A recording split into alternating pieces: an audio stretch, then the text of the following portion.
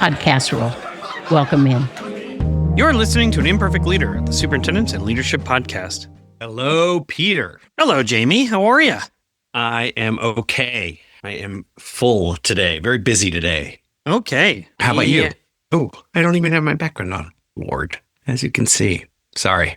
And I seem to be pressing buttons that don't start the thing. Oh, my God. Okay, there we go. Woo! All right, we're ready. Start this again. How do you use these newfangled technology things? I don't know. You tell me. Yeah. Well, that was last week. That was AI last week. This week, it's microschools. And our guest is David K. Richards. And I really enjoyed learning about microschools. And I say at the end, so, you'll have to listen all the way to the end. But at the end, I actually say I have some new thinking on microschools and how they could complement public schools, charter schools, private schools, providing an alternative pathway or support for kids and families. And I don't know, it was new for me. I hadn't thought about it. And I don't know. I have a lot of questions after listening to the interview with David Richards. The one I do want to open with, that I think that might be interesting to some folks, is this idea, this statement he made about going to the best version of the factory model. And I thought that was a really interesting idea I agree. I think there are different versions. They're all the factory model, and different versions have probably what I would say is just more money than other versions of the factory model. And I got to go to one of the best versions of the factory model as well. It's so interesting. Is it still a factory model if it's a radically different? I mean, he's talking about in some cases. No, I don't mean microschools. What I mean is what he comes from. Where he came from, where you came from. I've been silent because I've been trying to understand or remember. I was like, I don't remember him saying. I'll see if I can do that again. Yeah. I mean, I think I threw in there, hey, look, it's all tied to your socioeconomics. And, I think you have to define what was a great school. Yeah. And as you know, in all of the school reform work that I've done, the factory model it's a norm. We don't change much. It's very difficult for the thing to change. To your point around we know how to define success. When we say you got to play the game, then you need to know what the rules are. And if the model doesn't change, then everyone knows the rules. And exactly. so what he's suggesting is, oh my God, we're jumping into it again. I keep doing that. Listen, I guess I wanted to propose it at the front end about this concept for folks, because the microschool model is not the factory model. And so I'm interested to know, listeners, what kind of model did you go through? Would you say it was a factory model? And by factory, to me, I'm talking specifically about high school, but it could have been elementary as well. There was I went through a 7-period day. I still work, obviously I'm working in schools all the time, constantly, and a 7 or 8 period day. Sometimes if you're on a block schedule, okay, there's 5. And then there's all those other crazy, rotating blocks and everything. But in essence, it's still a factory model. And I'd like to know what people think of that. Did it work for you? Did it not work for you? And I asked this question with a specific person in mind. I have a really good friend. As you know, I have really good sets of friends from high school. And I remember railing on the public system at one point in some conversation. And he said, I thought our high school really worked well for me. And meaning he liked it. He really enjoyed it. And I really didn't have an answer for that. I was like, what? How is that possible? So is it factory model? Is it traditional model? Is it one size fits all model?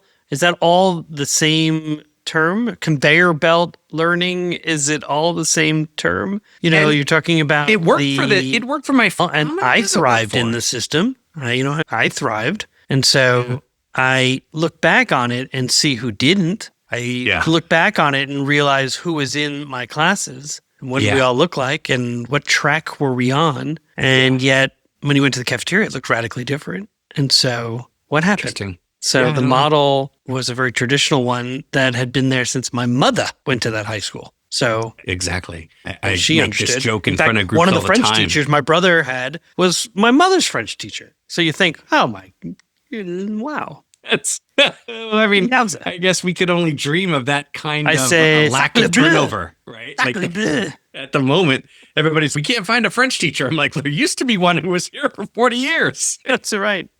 All right, so how about this? Funny. first of all, we'd love for you to come in and give us 5 stars and give us that rating. And then also maybe put in the comments, what was the model that it looked like for you when you were coming through the school? Or if you could create a microschool, what kind of microschool would you want to create?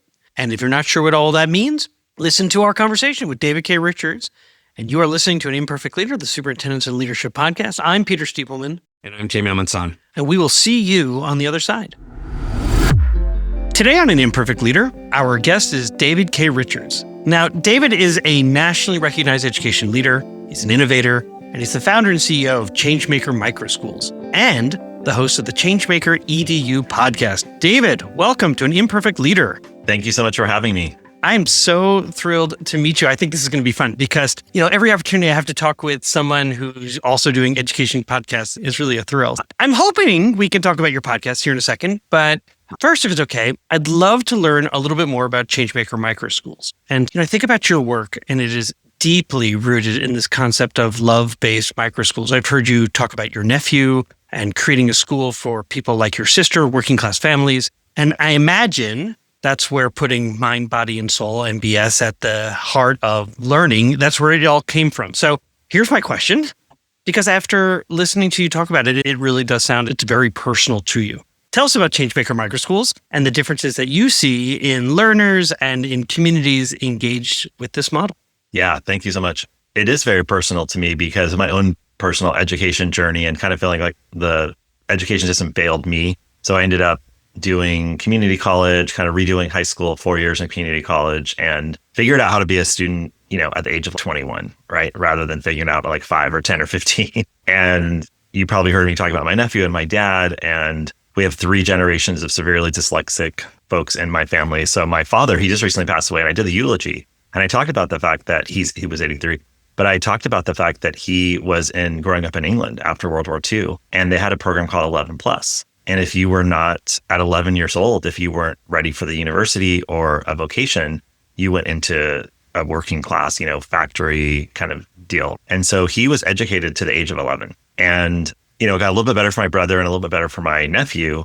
But I really believe that we have to really see kids for who they are and what they can bring. And, you'll talk to somebody like Richard Branson, who's also dyslexic, and he'll talk about how the school system was not good for him, but he was able to be so creative and see things out of the box, which is his genius, right? So we envision Changemaker MicroSchools as a place where you have this intimacy of a small micro school, which can be anywhere from 5 to 150 students. And you're able, because of the infrastructure of the microschool, you're able to see each child for who they are and what their inner genius is. And so I wish that I had gotten my K through 12 experience.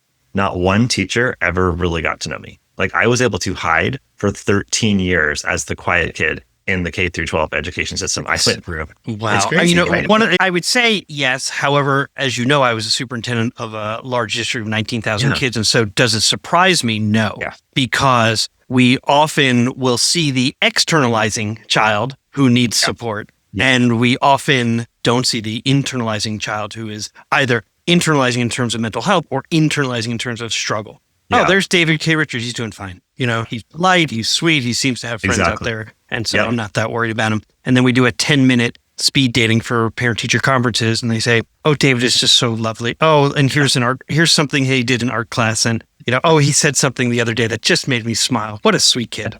And then that's it. And your parents leave that meeting. Exactly. I guess David's doing fine. Yeah. And I did grow up in a nice suburban neighborhood where the schools were good. And, it's even more kind of pronounced in urban schools, and rural schools. But in my suburban neighborhood, I kind of skated through. Nobody really noticed me. And so when I was a corporate banker.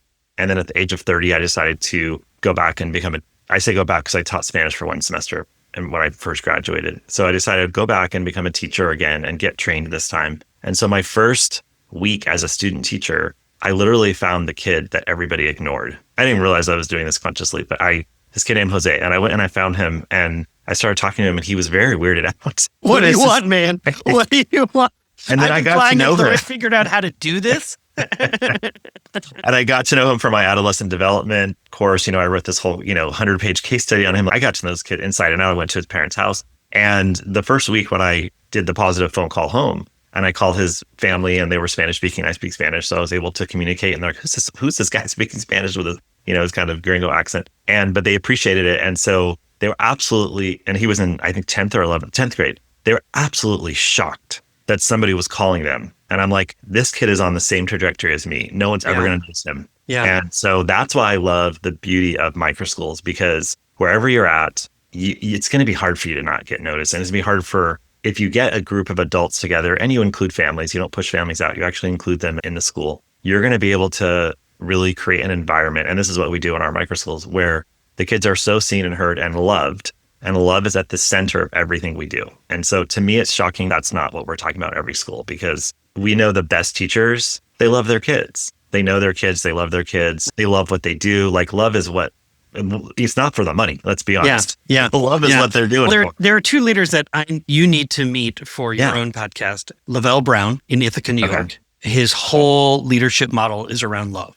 And he is one of the more inspiring superintendents out there. Right. Another is a headmaster in England and the UK, Damien Macbeth. And Damien has a school, I think, 3 years old until 12th grade, or year 12. And his work really has flipped the model on the traditional English model of, preparing for your A-levels and things like that by really creating what I imagine would be aligned with a microschool. So I'm going to make sure you get to meet those two people, because it seems very aligned to the work that you're doing. I do want to push back on, you said you went to a good school in a suburban community.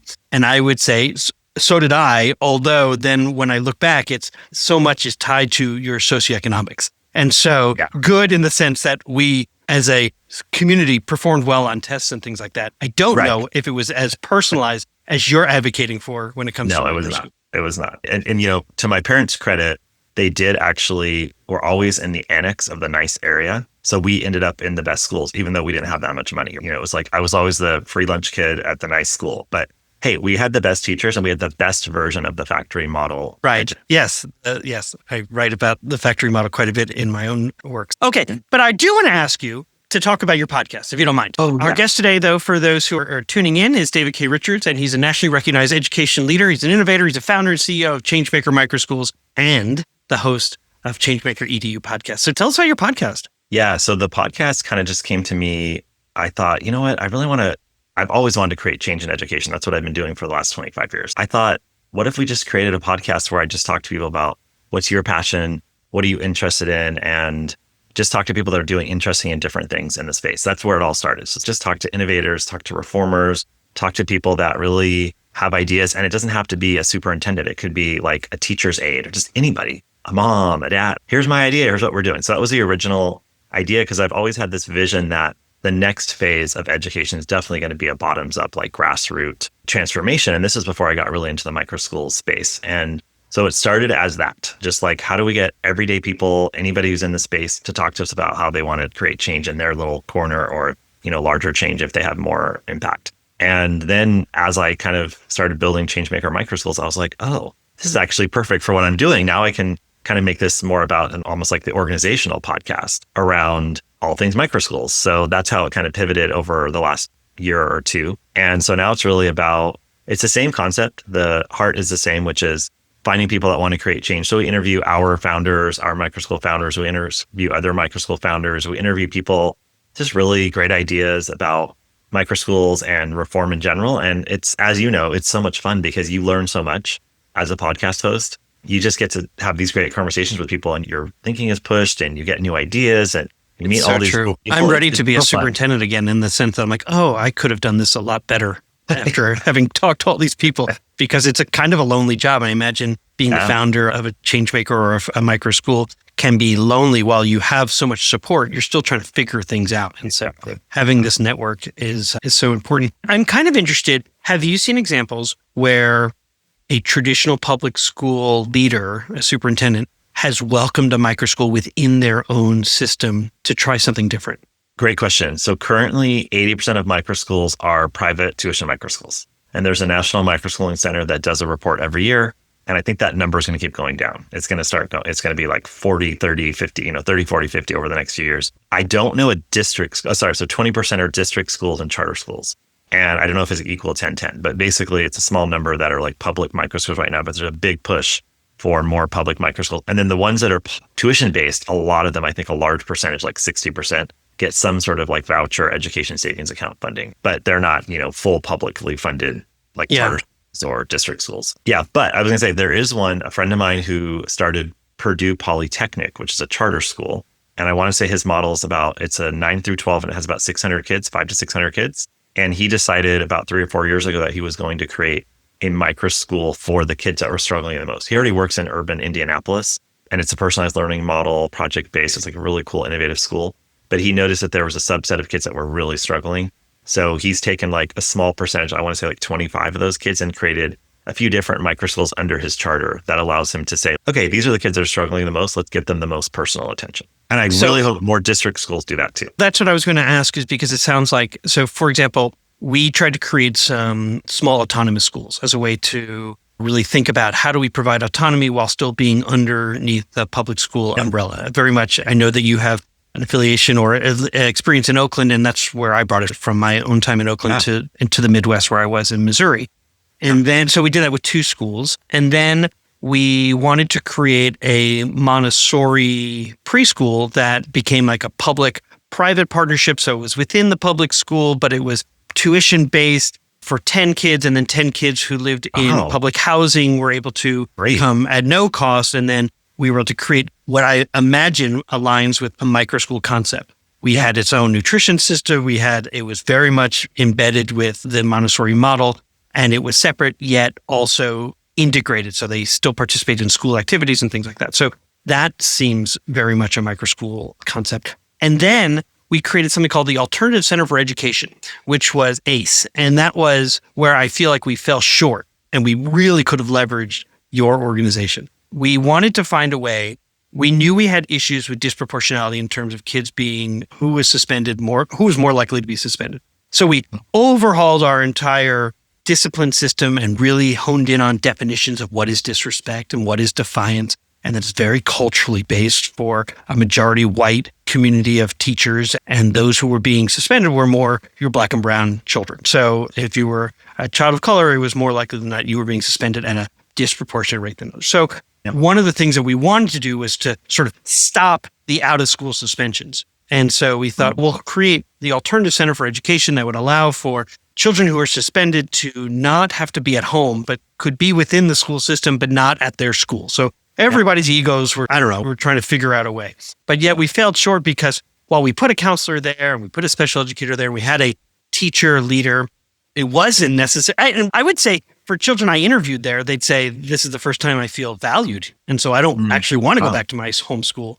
So how do we create a microschool within the schools similar to your friend in Indianapolis that didn't reject a child to say, you can't be here, you have to go over there, where you're going to be loved? How do we create it within their own schools, in their own comprehensive high schools to do that? So anyway, I was long-winded, but I was like, as you were talking, I was like, this is exactly what we were hoping. That's a really, congratulations. So what I always say is when people ask me like, how are microschools going to change education? And I always say, they're not going to replace, it's just like charter schools or, I always talk about Netflix to the cable company. It's not going to be, we're not going to eliminate the cable company or the school district, but there's going to be encouragement and pushing on this kind of thing.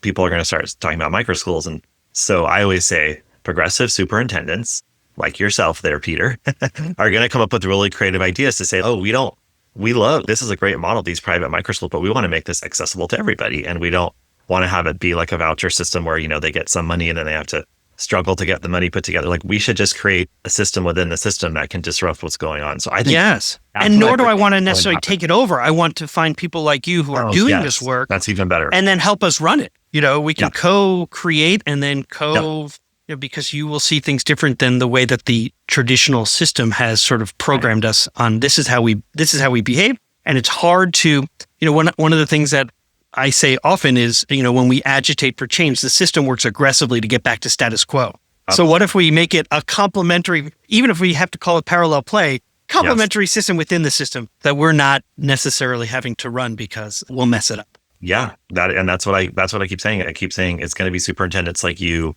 that have creative solutions to do this in the kind of publicly funded school district space, not just charter school and private vouchers. So that's what I'm excited about. Your friend in Indianapolis the two of you should do a presentation at SA, at the National Superintendent Conference, put in a proposal and I bet you will find many superintendents who are looking for this new way of approaching a school. Yeah. Anyway, that's just side. There's another guy in Indiana that's friends with Scott Bess, who's my friend who did Purdue Polytechnic, who's now the Charter Association CEO. But they just did this with a rural district in Indiana where a superintendent got a charter petition to do multiple microschools. And so they're already doing it. So That's exciting. They're already building a model. They should absolutely present. But not at the charter school conference, at the public. Yeah. They should really, start. Yeah. Okay. I want to ask you a question though about, there was a podcast topic on navigating the naysayers. And in fact, I'm stealing that term. I hope that's okay. I'm giving a talk in Kansas coming up. I'm like, I love that idea of navigating the naysayers. I'll give you the appropriate credit. But I'm curious about this advice for leaders who really are trying to introduce bold ideas or transforming those deeply ingrained culture. And they're navigating resistance. And so I'm curious, what advice do you have for them? Yeah, it's been a while since I did that podcast episode, so I don't remember what I said, but I know. Well, I'm not going to fact check you and be like, that's not what you said, David. Thank you. I appreciate it. But I know what I said. I'm just going to have to remember and listen. But no, basically what I always talk about is, so our ego drives a lot of this, right? So we feel like, okay, we have an idea and we want to push against the status quo. And so years ago, when I was kind of coming up with one of my taglines, I came up with the tagline of disrupting with love, because I feel like we want to fight, we want to push. And like you were saying, even having something that's the status quo is going to fight really hard to maintain the status quo. So as you're coming up with this bold idea, you have to get really clear where it's coming from. If it's coming from your ego, or, a lot of innovators actually had a very traumatic childhoods like myself, so then they're the sort of wounded inner child that I talk about and the psychologists will talk about. They want to prove to everybody that they're worthy and that they're valid and that they're important. So now they're like fighting against a system and pushing and pushing. And then what happens when you push? It's just the laws of the universe pushes back, right? And then you're just in this tug of war and you're in the boxing ring. So my term is to disrupt with love, and to get clear within yourself what you want to change and why you want to change it. And then if people are pushing back on you, you're okay. The flow of the universe is just the flow, like the river just flows. So if you're pushing against the river, it's just going to go around like the rock. The water's just going to flow down in the river and it's going to go around a rock. It's not going to stop. And if it does stop, it might kind of find its way through. So it's that kind of flow energy that I always work with. And so when people are saying they're going to be there, there's going to be so many people. I was on a podcast and the woman asked me, how much pushback have you gotten by trying to disrupt an $800 billion education industry? I said, well, you put it that way. I guess I should be getting a lot more pushback. To use your river metaphor, it may be also that you're not proposing at the moment to try to put a rock in the ocean. You're actually trying to start with those tributaries that may fuel or lead towards a much bigger body of water. And so you're not trying necessarily to take the river. The entire ocean. You're saying, I'm going to work where I can, and then that will build us, a better future. And you have to understand that the naysayers are really coming from fear. That's good advice. So your whole entire ego is set up to basically maintain the status quo and maintain safety. Talk to any psychologist and they'll tell you, that's the job of the ego, is to create safety for yourself. And so it's a survival instinct. So if you're asking somebody to change the way they teach, or to change the structure of this, or maybe it's going to change their benefits, or maybe whatever, it's like they're in survival mode. And then they become a naysayer. And now I'm going to disagree. I'm going to fight with you. And I'm just not willing to fight with you. I'm going to say, oh, that's so wonderful. I'm really glad to hear that perspective, and bring everyone together. I'm a diplomat, right? So I'm not someone who's trying to fight. My kids are always like, did you get in fights in high school? I was like, no, I'm a lover, not a fighter. I was like, I played basketball. A couple times I almost got into fights, but that was just because my energy got a little off. But so I always say, let's just bring everybody together around the table. Tell me your opinion. And then don't bring it to me from your fear and your, status quo protection and your survival instinct. Bring it to me from like where you're really from your heart.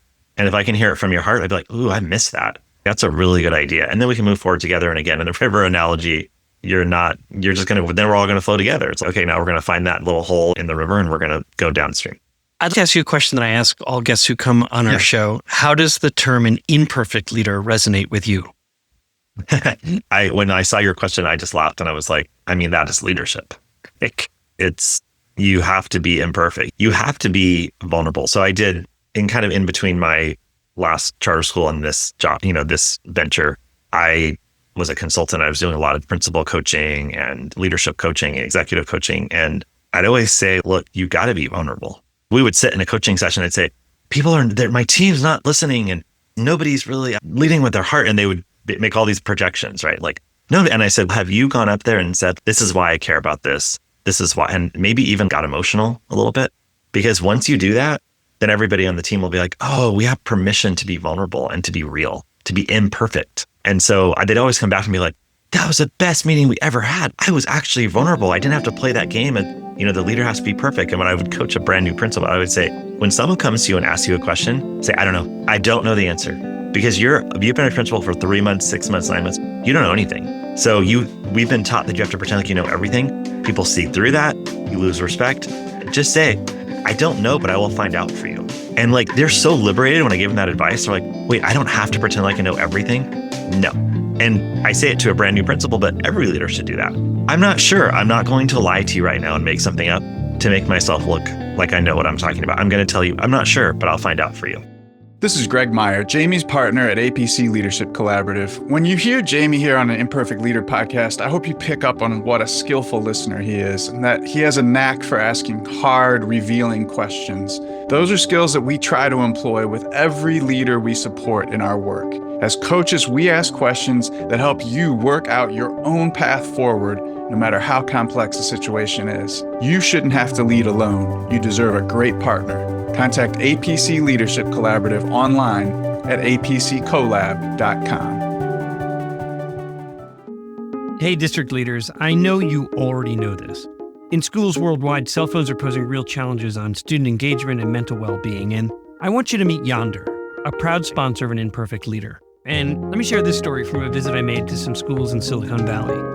I asked some kids what they liked about Yonder, and after some funny looks, they shared that actually, with Yonder, teachers don't have to battle with them over phones anymore.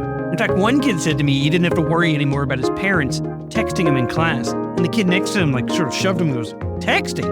My mom used to FaceTime me in class. I want to introduce you to a support system that increases teaching and learning. I want you to discover why 1 million students choose Yonder daily. Minimize distractions, maximize learning potential. To learn more, go to overyonder.com. YONDR.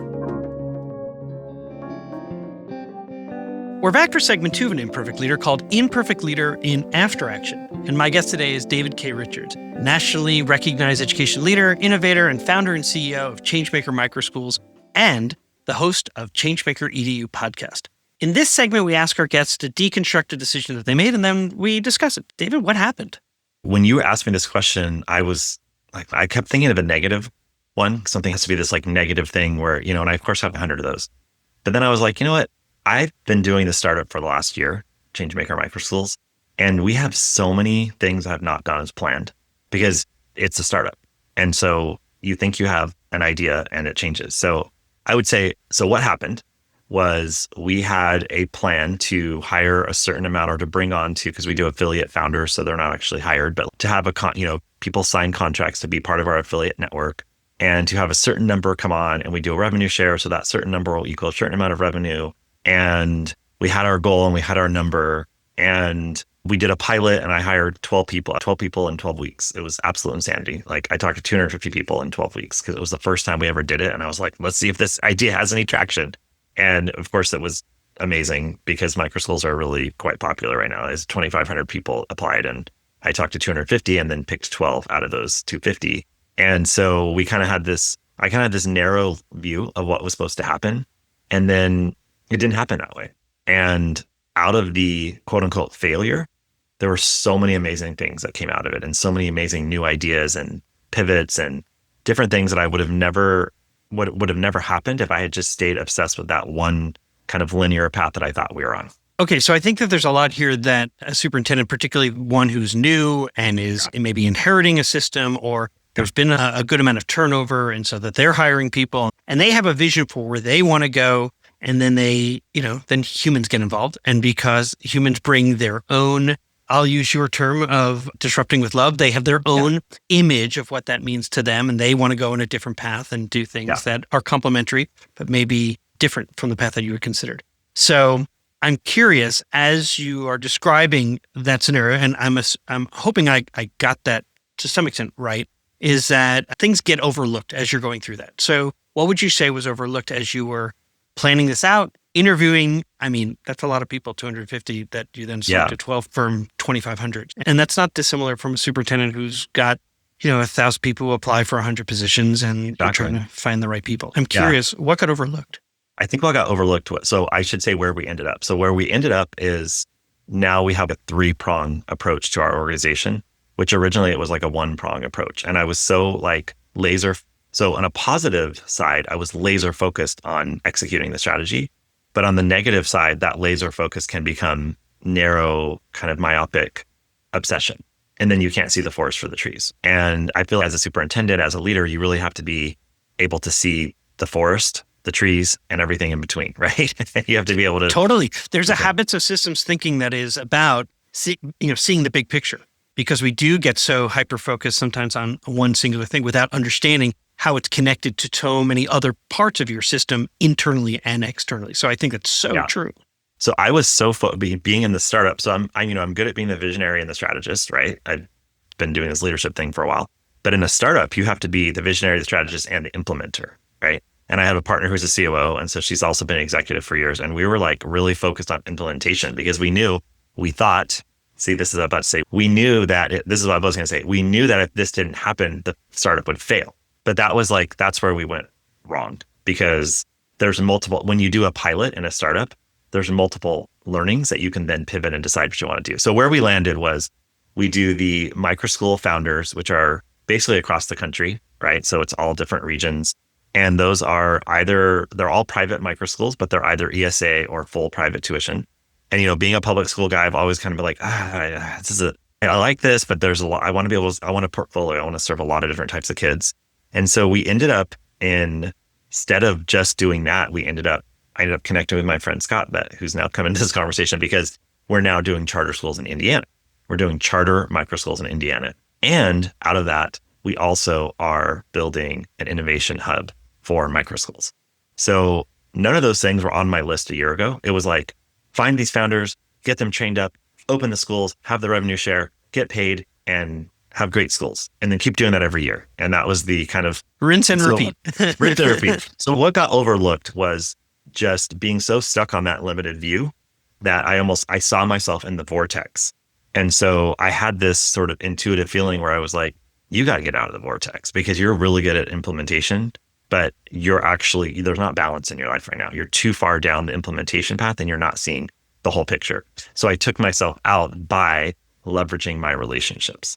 And that's my next question. I want to know about the relationships you made, or what did you learn about relationships through this process? Yeah. So you had mentioned it, it's lonely at times to be a leader pretty much all the time. And so unless you have the right people, right? So I was like, let me just reach out to my friend who's a funder now. Let me reach out to my friend who is, doing this. Let me reach out. So I just started reaching out to kind of my trusted advisors. They're all informal, and some of them I hadn't talked to for 5 years. And I just it was just intuitive. Oh, who should I reach out to? Peter, you might be somebody I reach out to, right? So I had a conversation with Peter. He seems like the type of guy that we should have virtual coffee with, and we should just talk about, what's going on and just see what he thinks. So I'd love it. Yeah. It's just you kind of get a vibe from somebody. I'm like, let me talk to a Peter. Let me talk to this person. So I just started reaching out to 5 or 6 of them. And then through that process, I was able to be really honest, because these are long-term relationships that we've cultivated over years and people I really trust and respect, and start talking about what was going on. And then they started reflecting back to me some of the ideas that I had. I have that document that's called the 25-year vision, and I forgot about that. And one of the big pieces of that document was building this innovation hub to help reform and to have a space where people can go and be like, oh, wow, that's amazing what they're doing. Help the field reform through this innovation hub. That's been a vision of mine for 15 years. I love it. I mean, serving as a convener, particularly when you talk about the loneliness of leadership, is that you often forget that you don't need, that's a choice to be alone.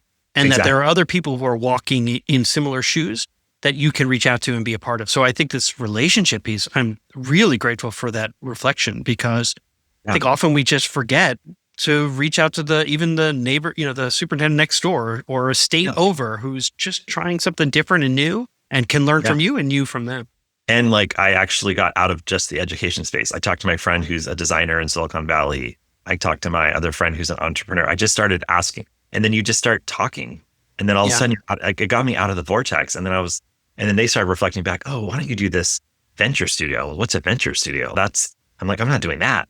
But you're talking about my innovation hub idea. Oh, I forgot about that. And then, and then someone said, have you thought about really like maybe focusing on one region? And I'm like, we do have 5 founders right now that are on the board, either in Indiana or in Ohio or on the border of Indiana and Ohio. And now let me reach out to my friends in Indiana and ask them what they think about charter schools there, and it just all kind of unfolded, and like everything inside of me shifted. Yeah. Because I was not so obsessed with, I have to get this many founders and this many people or my wife is going to divorce me, right? Because I have no income coming in.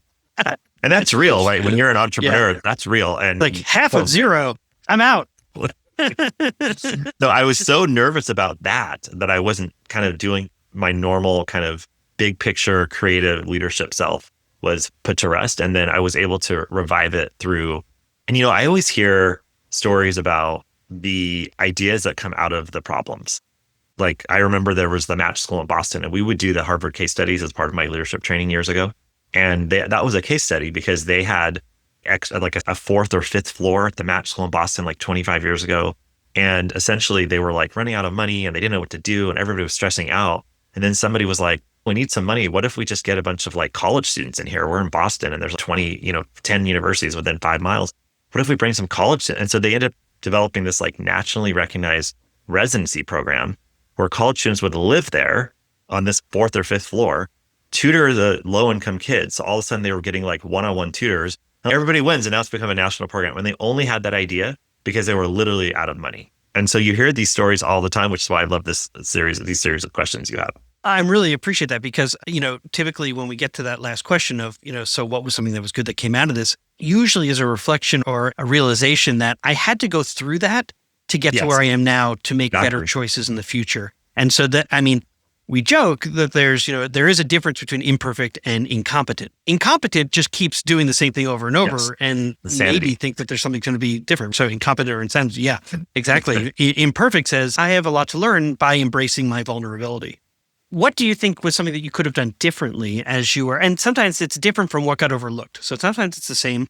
Sometimes it's different because overlooked can be the system. Like there was something in the system that got overlooked. And differently is a personal choice. What was something that I could have done differently? Yeah.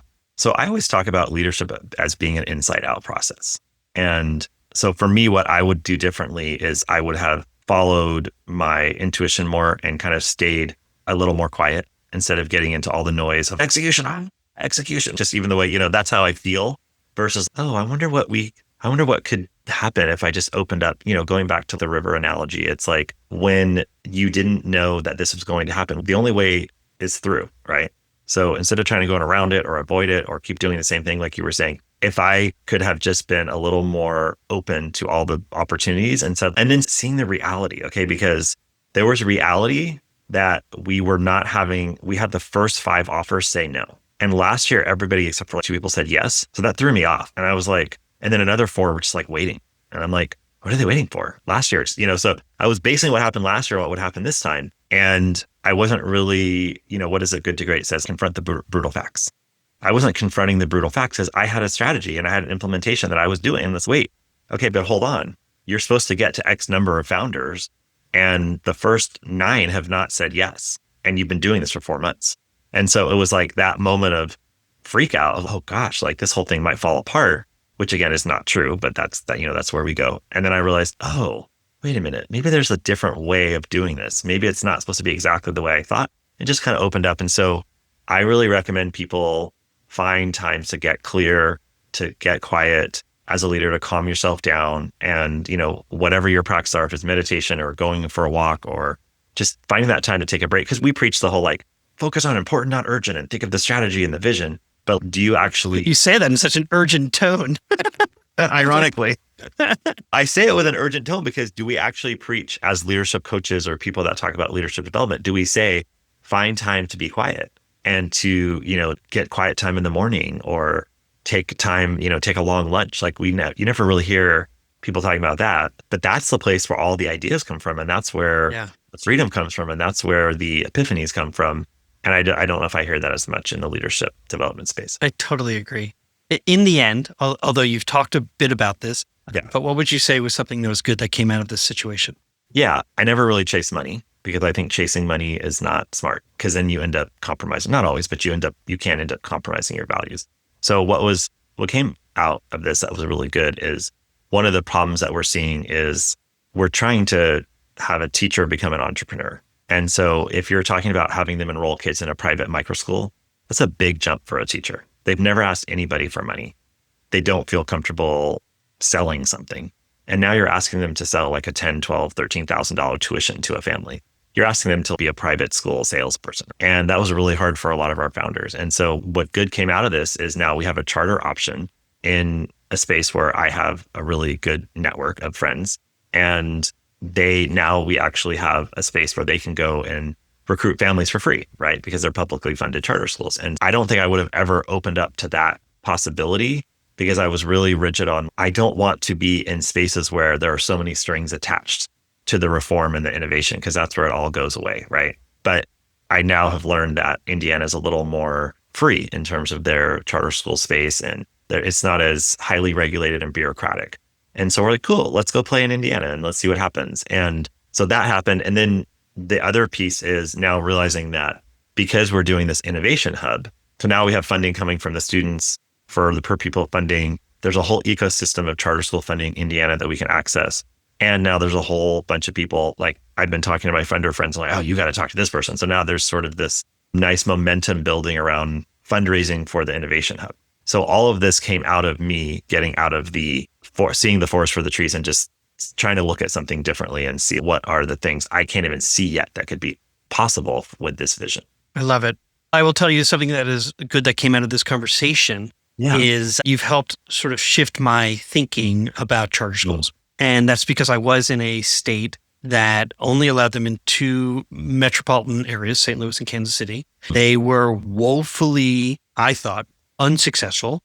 And so there became a real challenge for us to think about them as promising in any way. And I will say, I met Matt Hornbeck in Maryland. He's in Baltimore, Maryland. He runs a charter school. He's a principal, and they are doing marvelous things. And he's very clear on, this is a public charter school, and we're doing it the right way. And now meeting you today has really inspired me to think about how you can leverage an existing structure and tool and use it for a really innovative and promising way to support children who may have been overlooked or are looking for an alternative that is just different from, as you said, public schools will always exist. And yet here's an alternative that can maybe meet the needs of a child, particularly if it's disrupting with love. So I want to thank you, David K. Richards, nationally recognized education leader, innovator, founder, and CEO of Changemaker MicroSchools, the host of the Changemaker EDU podcast. Thank you so much for being on the show. Thank you for having me. It was a great conversation. I really loved it. I mean, the last thing I will say is I took away a couple of things as I was writing notes was, be really clear, execute with I wonder as your default, as opposed to I need to do this, but rather really opening up for, and then be focused. That's, you do need focus, but be willing to lead with I wonder. And I love the thinking for any leader who is either leading in a public or private space is being really clear on why you care about it, because that will come through, but also why others should care, because then they'll follow. So where is it coming from? I guess is, as you said. Yep. So thank you again, really, truly. Thank you. Okay, we are back. All right. I'm really interested to know what you thought, because I actually, one of my assistant superintendents, she has retired from the school district and also has now started a micro school and is now representing her state as the micro school ambassador. I didn't know that until recent conversations with her, and I was like, so she knows what's going on. Fascinating. I mean, this is my very first question to you as I listened to them. I listened to the two of you. Actually, I'm going to flip it. I had an order of this. I'm flipping the questions. The first question I'm going to ask is, why did ACE fall short in Missouri? Oh, I'd say in our community. So the Alternative Center for Education, right? I don't know. I mean, Missouri, I don't know, but my town. No, I meant for you. Yeah, I would say, so here was the issue, is that it was in an alternative site that was well away from the 3 comprehensive high schools and the alternative high school. And so really what you had was this center that was certainly meeting the needs of kids while they were there. It was having a really hard time getting anyone at the high schools to pay attention. they were just happy the kids weren't there, as opposed to really thinking about how do we stitch together. Okay, so the child can't be at school at the moment. They've got this access to a counselor and special education if that's necessary, a classroom teacher. And kids felt so connected to ACE. They didn't want to go back to their schools where they were not valued or honored. And so how could we have done that in a better way? I'm not sure, but I think that's where I'd say, I don't know if it failed. It just didn't fully meet the expectation we had, which was, okay, you can't be at school, but you can have this alternative site, and then you'll make a smooth transition back to school. And that's not what was happening. Okay, can I ask a follow-up to that particular experience? And I only asked because the first question I had that linked to this question around ACE was, what's a microschool besides numbers? Numbers I got. And you and I both are Oakland people. So I have some experience with the small schools effort. That's how I became a coach, was through doing work around small autonomous schools across the nation. And I've got a bunch of stories around that. Yeah, we had 2 small autonomous schools in our district because of Oakland. And so the difference, obviously, so small autonomous school is still part of the school district, it may have its own board, and yet it also has the Board of Education over it. It has to follow and comply with all policies and rules of the school district. However, it has additional flexibility where there are opportunities to do that. Okay. Charter schools obviously are separate from the public school system. Sometimes people say that they are, public charter schools because they're publicly funded and those types of things, but they are alternative. Yeah. They have their own boards, those types of things. A microschool, as he was starting off, is a private school. It is parents pay tuition. A teacher who has left the public schools is encouraged and trained and supported through David K. Richards' microschool Changemaker folks, so that they can run a successful school. He has found that there's an opportunity in Indiana that allows them to leverage or access some of those public funds to allow someone to also run an independent school, a micro school based on maybe a theme or support, but it is smaller in numbers, although he referenced, some larger schools. I mean, not massively large, but larger than I would have thought. That's what I wish I wish I'd heard a little bit more of. I wish I had heard a little bit more about what makes a micro school special. Rather, it was I think there's no red tape, or there's always going to be red tape, but but you get to start with what is it that you want. So similar to a charter in the sense that you get to dream, what do we want to create together? And then you do it. And in this sense, initially parents are paying tuition to make it work. But you probably have questions like accreditation and all those kinds of things. And that's the red tape stuff. Like I'm not worried about that. I am interested in the leverage point or the benefit you get as a result of the smallness and what you can do with that. How does that manifest for people? What does I would say, I can't speak for him. I would say, though, if I were in his shoes and I were starting a micro school, I'd say you have permission to dream, you have permission to be curious, and you have permission to build meaningful, personalized learning experiences for kids. And that is not always possible in the juggernaut that is large public institutions like the public schools today. And he noted, right, they're not going out of business. They're not going anywhere. There are some children who need a different experience. And that can fill that gap. It has my brain jumping around. This is back to the post-it with Peter and Jamie. I wish, why didn't you ask about how this manifests? What is it like for teachers? And what do they say they love about it? What do they say they miss? I mean, you and I both were in Oakland. We were both coaching, or I was coaching in and supporting multiple principals in small autonomous schools. And everything you just said was true. One of the times toward the end of the small schools effort, which was basically funding running out, one of the big high schools that I was partnered with, not in Oakland, but in a different place, decided to eliminate the 3 autonomous schools they had and recombine back to one large comprehensive high school. And so I got to go to that place and interview with a bunch of people. We interviewed parents and staff and students, and everyone did listening groups, and then we wrote a report. And the purpose was like, so what do you hope to get out of this? What is the thing that you didn't have when we were small? What did you love about small that will go away? Those kind of questions. And the strongest answer that we had more than anything else was, when we were big, we had pep rallies. we had a football team. We had these sort of collective identity spaces that the small school didn't provide, that there was individual attention, more individual attention as a result of the small schools, but less collective identity. And I thought that was a really fascinating, I mean, pep rallies or not, they described it as pep rallies, but they were searching for this connectedness. I mean, if they missed pep rallies, they were like, we missed a traditional model. And yet I would argue then potentially that they could have done a better job of creating that sense of belonging and identity in their small schools. And then why couldn't they have combined for those larger elements that they wanted to see? Why couldn't they have combined their schools to create a football team? Why couldn't they have combined their schools for the school plays, so that you had more talent, a deeper pool? I mean, I have it all. I have no idea. There's a bunch of answers. There's a bunch of answers that go with that. Like, I know. that are silly. They're all silly answers in relation to the concept of adaptive They thought that they had leadership. a bigger identity, a stronger identity when they were larger. They were once comprehensive, and now they're not. Now, with that said, all of what you said is true. This is why I was so riveted by this idea of the concept of micro, the word micro, and he said 5 kids. And my head went instantly to homeschooling. That's what my head went to. And I'm like, fascinating. What does that look like? What is that like?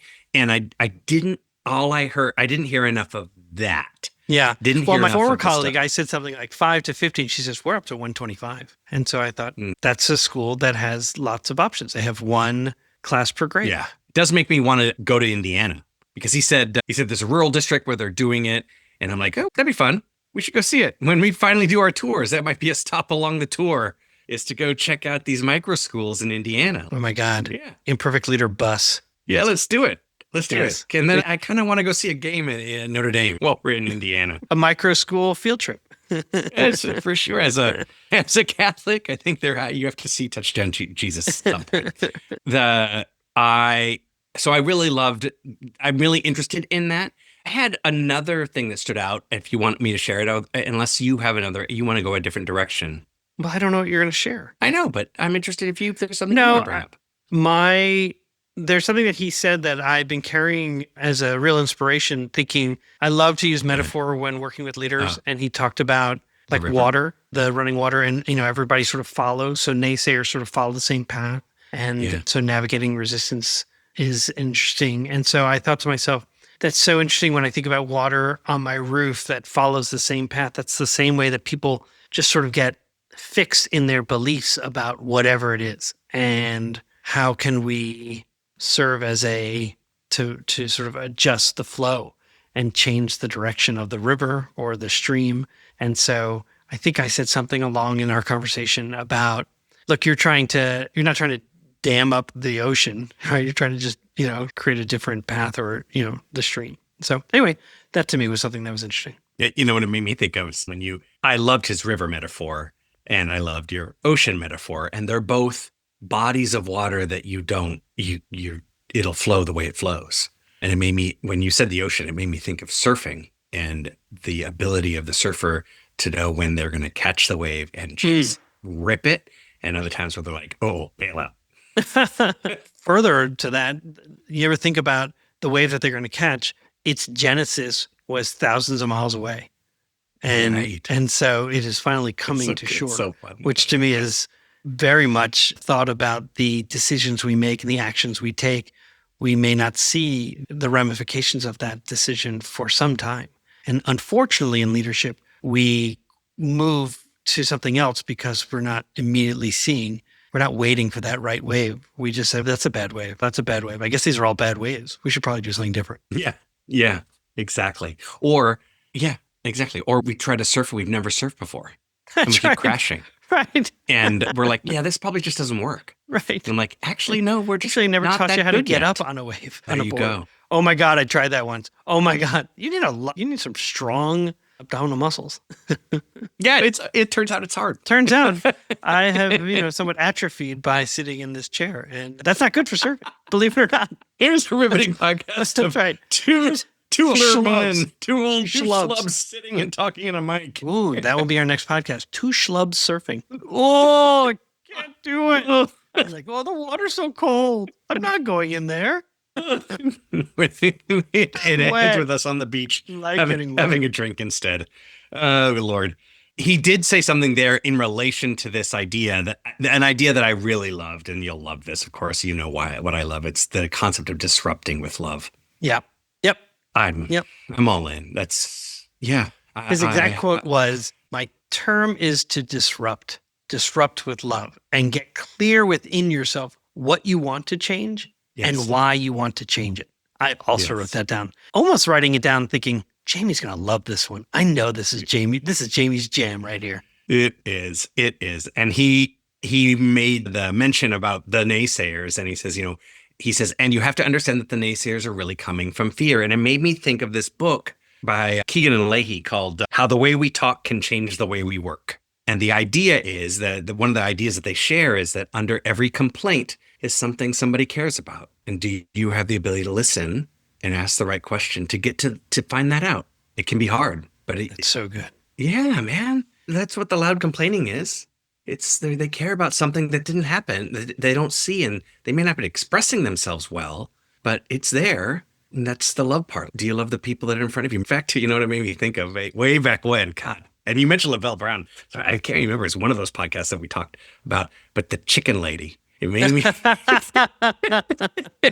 First of all, you're a chicken. Oh, no, she said, first of all, I divorced you. And second of all, you're a chicken. And then put on a chicken head. Yeah, that's great. Good stuff. The chicken my lady. favorite, though, was in the background was my head of HR and the union rep both just had their heads down with wearing their masks. Like, what on earth is going on? He made me sit up here front and center on these. Oh my gosh, that's so funny. Listen, good stuff. I really enjoyed this conversation. I hope, in fact, I was on David K. Richards' podcast, and I'll post that. I was on a week ago, and so I wanted to make sure that we coincided or coordinated so that he would release at a similar time. And so I get to talk a little bit about our work, and in this case, he was talking about his. And so perhaps through the two of them, you'll get an even clearer sense of what microschools are all about. Can I end on one other thing he said that I also really liked and it resonated with me? Is that all right? You usually say yes. I know, but last week I chastised you for always asking me, can I? And then you said it's about permissions. So I don't know what to do. So I just stare at you. Okay. I'll just for those who are watching the video, I'm just going, oh, Lord. Silence. He said, in terms of the norm or the status quo, that we've been taught that you have to pretend like you know everything, and people can see through that. And to just say, I don't know, but I can find out for you, that's liberating. And it made me think of a rap lyric by a rapper named Kanan, Somali rapper. And one of the lyrics that he has, it says, any man who knows a thing knows he knows not a damn thing at all. Any man who knows a thing knows that he knows not a damn thing at all. And that's where confidence comes from. That's where leadership comes from. It comes from the whole purpose of an imperfect leader is to walk into the power of not knowing. I wish we had the rights to that song that we could just play it as our walkout music to this episode. It's spectacular. It's imperfectly. I will send you the Kanan song. It's spectacular. I wonder what the rule is. How many seconds can we do without having to pay him? Given that I'm broke, let's not test the theory. You have been listening to an Imperfect Leader, the Superintendents and Leadership Podcast. We are so glad that you are here. And Jamie, I'll see you next week. Yeah, I'll see you next week. Take care, Peter. Music for An Imperfect Leader was written and arranged by Ian Varley. Sam Falbo created our artwork, a wood print inspired Daruma doll butterfly. Remember, imperfect leadership is not a scarlet letter. It's a badge of honor. It recognizes that serving as a lead learner is about being a vulnerable leader, an empathetic leader, a compassionate leader. We are proud to be imperfect leaders, so join us next time for another episode of An Imperfect Leader, the Superintendents and Leadership Podcast.